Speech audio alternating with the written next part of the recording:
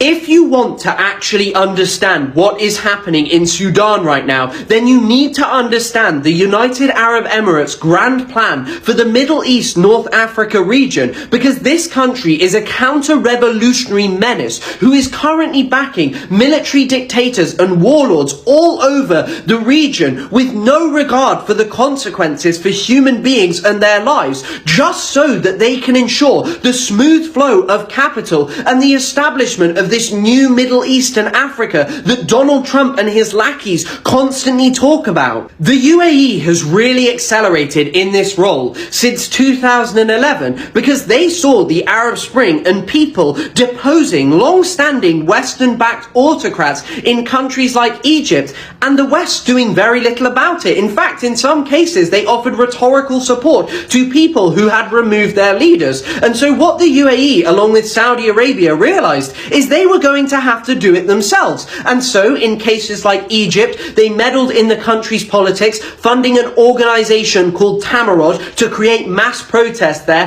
and also backing the Minister of Defense, Abdel Fattah el-Sisi, to become the new military dictator of that country, obliterating the major steps made towards democracy in Egypt so that they could have a pliant dictator on the borders with Israel and as a key place in the Mediterranean Sea and the Red Sea. They have full control over this country. It is basically an Emirati vassal state. And they have done this in so many places. They've meddled in the politics of Yemen, trying to establish a pliant regime there. They have done it in the case of Libya, backing Khalifa Haftar, who controls basically the entire east of Libya, where key oil fields are. It gives them another key port in the Mediterranean. What you have to understand is this country is thinking ahead. They are engaged in trying to establish ports and logistics all over the Red Sea, all over the Mediterranean Sea. They want every country to be ruled by dictators who crush any type of popular revolution that may challenge Emirati influence. The UAE is getting itself involved in mining, telecommunications, renewable energy, military cooperation, and it is even buying up vast swathes of land to build properties and even forests for carbon credits across Africa. What you need to understand is that this country is a major player in the Middle East and Africa. Western countries like the UK, US, and all across Europe have increasingly retreated from Africa, and in the void that we have left,